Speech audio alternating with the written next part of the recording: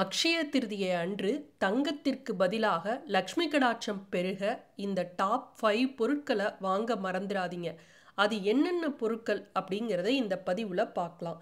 இந்த 5 பொருட்களும் தங்கத்துக்கு நிகரானவ. அக்ஷய திருதியை அன்னைக்கு தங்கம் வாங்கணுங்கிறது மட்டும்தான் நமக்கு தெரியும். ஆனால் அந்த அக்ஷய திருதியை அன்று இந்த தங்கத்துக்கு பதிலாக இந்த பொருட்களை நம்ம வாங்கினோம் அப்படின்னா நம்ம வீட்டில் லக்ஷ்மி கடாட்சம் நிறைஞ்சு இருக்கும். அக்ஷய திருதியை இந்த வருஷம் பார்த்தீங்கன்னா ஏப்ரல் 30ஆம் தேதி வருது. இந்த நாளில் தங்கம் வாங்குவது நன்மை பயக்கும், இல்லைன்னு சொல்லலை. ஆனால் எல்லோருக்கும் இப்போ தங்கம் விற்கிற விலையில தங்கம் வாங்க முடியுமா? ஆனால் லக்ஷ்மி தேவியோட அருள் இருந்தது அப்படின்னா இந்த வருடம் நம்ம தங்கம் வாங்க முடியலனாலும் இந்த பொருட்களை நீங்கள் வாங்கினீங்க அப்படின்னா அடுத்த வருஷம் லக்ஷ்மி தேவியோட ஆசீர்வாதத்தால் நீங்கள் நிறைய தங்கம், பொன், பொருள், ஆடை, ஆபரண சேர்க்கை உங்களுக்கு உண்டாகும். அது என்னென்ன பொருள் நம்ம இந்த நாளில் வாங்கணும், அது என்ன முக்கியமான டாப் 5 பொருட்கள் அப்படிங்கிறத தான் இந்த பதிவில் நம்ம பார்க்க போகிறோம். இந்த பதிவை பார்க்கறதுக்கு முன்னாடி ஒன்று சொல்கிறேன். கமெண்ட்டில் ஓம் லக்ஷ்மி குபேராய நமக அப்படின்னு பதிவிடுங்க. உங்களுக்கு லக்ஷ்மி குபேரரோட அருள் கிடைக்கும். புதுசாக நம்ம சேனலை பார்க்குறவங்க சப்ஸ்கிரைப் செஞ்சுட்டு பாருங்கள். வீடியோ பிடிச்சிருந்தா மறக்காமல் லைக் பண்ணுங்கள். உங்கள் ஃப்ரெண்ட்ஸ்க்கெலாம் யூஸ் ஆகுன்னு நினச்சிங்கன்னா ஷேர் பண்ண மறக்காதீங்க. இப்போ பதிவை பார்க்கலாம். அக்ஷய திருதி அன்னைக்கு நம்ம வாங்கக்கூடிய பொருட்களை பூஜை அறையாக இருந்தாலும் சரி, பூஜை செல்ஃபாக இருந்தாலும் சரி, எது வடக்கு திசையோ அந்த இடத்துல வைங்க. அதே போல் வடக்கு திசையில் விளக்கு கண்டிப்பாக ஏற்றணும். ஏன்னா இந்த திசை குபேர பகவான் மற்றும் செல்வத்தின் தெய்வமான லக்ஷ்மி தேவியோட திசையாக சொல்லப்படுது. இந்த திசையில், அதாவது வடக்கு திசையில் விளக்கு ஏற்றுவதன் மூலம் அந்த நபர் மகிழ்ச்சி மற்றும் செழிப்பின் ஆசீர்வாதங்களை, மகாலட்சுமியோட ஆசீர்வாதத்தை பெற முடியும் என்று சாஸ்திரங்களில் சொல்லப்பட்டுள்ளது. அக்ஷய அப்படிங்கிற சொல்லுக்கு ஒருபோதும் குறையாதது அப்படிங்கிற அர்த்தம். அதாவது குறைவில்லாத அதிர்ஷ்டம், செல்வம், மகிழ்ச்சி, வெற்றியை பெற வேண்டும் என்பதற்காகவே இந்த அக்ஷய திருதிய நாளில் மங்கள பொருட்களை வாங்குவது, மங்கள காரியங்கள் செய்வது, அது மட்டும் இல்லை நிறைய சுப காரியங்களை இந்த நாள்களில் செய்வது, புதிய செயல்களை துவங்குவது, இது மாதிரி செயல்களை நம்ம செய்கிறோம். இந்த அக்ஷய திருதிய நாளில் நம்ம செய்யக்கூடிய அனைத்து செயல்களும் வெற்றியை தரும், அது வளர்ந்து கொண்டே இருக்கும் அப்படிங்கிறது ஐதீகம். அதனால தான் செல்வம் மட்டுமின்றி, அதாவது தங்கம் வாங்கிறது மட்டுமின்றி ஆன்மீக தொடர்புடைய காரியங்கள், தியானம், மந்திர ஜபம், பரிகாரங்கள் இதெல்லாம் செய்யறதுனால அதனுடைய பலனானது நமக்கு வளர்ந்து கொண்டே இருக்கும் அப்படின்னு அர்த்தம். அதனால தான் இந்த நாளில் இந்த மங்கள பொருட்களை, லக்ஷ்மி கடாட்சம் கொடுக்கக்கூடிய இந்த பொருட்களை நம்ம கண்டிப்பாக இந்த நாளில் வாங்கணும். இந்த நாளில் சூரியன் மற்றும் சந்திரன் 2 பேர்த்தோட முழு சக்தியும் இந்த நாளில் இருக்குது. இந்த நாளை அஹா தீஜ் அப்படின்னு வட மாநிலங்களில் சொல்லுவாங்க. அக்ஷய திருதிய நாளில் செல்வத்திற்கு அதிபதியான மகாலட்சுமியும் பெருமாளையும் வழிபடுவதால் வாழ்க்கையில் பலவிதமான நலன்கள் கிடைக்கும்.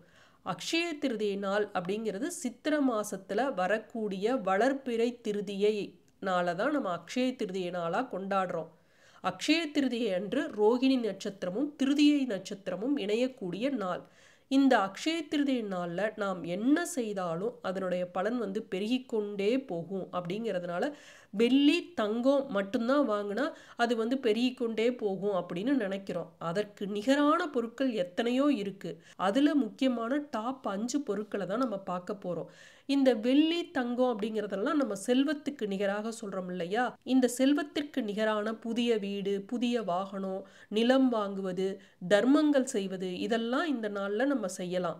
இந்த நாளில் நாம் தானமாக கொடுக்கும் பொருளும் சரி, வாங்கும் பொருளும் சரி, அது பெருகிக்கொண்டே போகும். அதனால் நீங்கள் தானம் கொடுத்தீங்க அப்படின்னாலும் அதனுடைய பலனானது உங்களுக்கு பல மடங்காக உங்களுக்கும் உங்கள் தலைமுறையினருக்கும் சேரும்.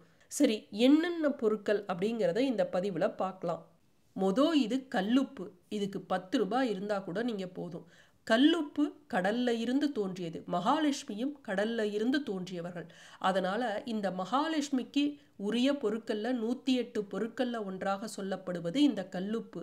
இந்த கல்லுப்பை நீங்க இந்த நாள்ல மறக்காம 10 ரூபாய் கொடுத்து நீங்க வாங்கி வைக்கலாம். இதை இந்த வருடம் நம்ம வாங்கி வைக்கிறதன் மூலம் அடுத்த வருடம் நமக்கு தங்கம் வாங்கக்கூடிய யோகம் நமக்கு கிடைக்கும்.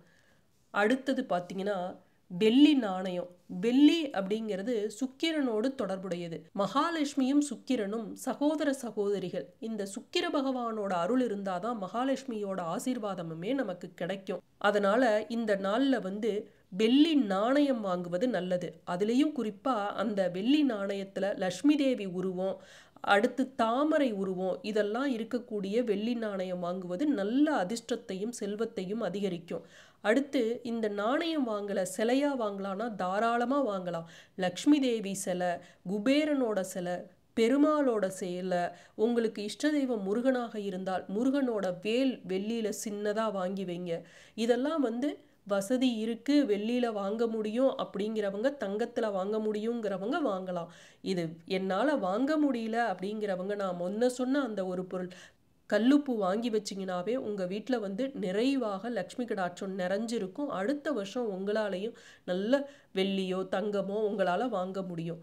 அடுத்து பார்த்தீங்கன்னா செம்பு அல்லது பித்தளை பாத்திரம். அக்ஷய திருதியை அன்று செம்பு அல்லது பித்தளை பாத்திரம் வாங்குவது மிகவும் சிறப்பு. எதுவாக வேணாலும் இருக்கலாம், செம்பு பாத்திரம் பித்தளை பாத்திரம் எது வாங்கினாலும் நல்லது. இதை சமையல் அறையில் வச்சிங்க அப்படின்னா லக்ஷ்மி தேவியோட ஆசீர்வாதம் கிடைக்கும். நான் உங்களுக்கு டிஸ்கிரிப்ஷனில் செம்பு பித்தளை பாத்திரங்கள் இதில் தொடர்புடைய பொருட்களை கொடுத்துருக்கேன்.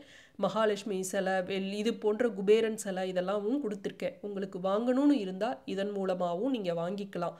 அடுத்தது பார்த்தீங்கன்னா நவதானியங்கள்.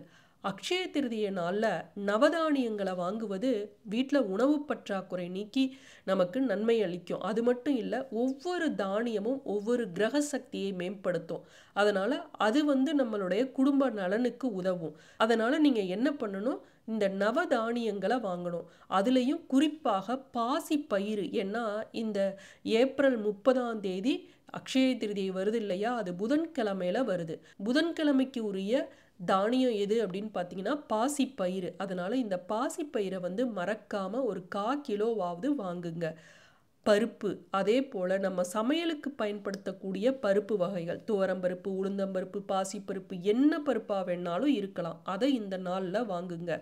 அரிசி மறக்காம பச்சரிசி வாங்குங்க. இந்த மாதிரி தானியங்களை வாங்குவதால வீட்டில் பஞ்சத்தை தவிர்த்து நிலையான செல்வ செழிப்பை உருவாக்கும் அப்படிங்கிறது ஐதீகம். சிலைகள், நான் ஏற்கனவே சொன்னேன், பூஜைக்காக புதிய தெய்வ சிலைகளை வாங்கி வீட்டில் வைப்பது ரொம்ப நல்லது. இந்த பொருட்கள் உங்களுக்கு 10 ரூபாய்க்கு வாங்கலாம். அது என்னென்ன பொருட்கள் அப்படின்னு பார்த்தீங்கன்னா மஞ்சள் குங்குமம், மஞ்சள் கிழங்கு, விரலி மஞ்சள் இருக்கு இல்லையா அது, சந்தன பவுடர், அடுத்தது மல்லிகைப்பூ. மல்லிகைப்பூங்கிறது சொல்லவே வேண்டாம், பணத்தை ஈர்க்கக்கூடிய அதீத சக்தி படைத்த ஒரு பூ. இது மகாலட்சுமிக்கு பிரியமான ஒரு பூ. இதெல்லாம் 10 ரூபாய் இருந்தால் போதும். இந்த பொருட்களை நீங்கள் வீட்டில் வாங்கி வைக்கலாம். இந்த ஆண்டு அட்சய திருதியை ஏப்ரல் 30 புதன்கிழமையில வருது. பொண்ணு கிடைச்சாலும் புதன் கிடைக்காதும்பாங்க. அப்படிப்பட்ட ரோகிணி நட்சத்திரமும் புதன்கிழமையும் சேர்ந்து வரக்கூடிய நாளில் அட்சய திருதியை அமைஞ்சிருக்கு. தவற விட்டுடாதீங்க. மீண்டும் அடுத்த காணொளியை சந்திப்போம். நன்றி, வணக்கம்.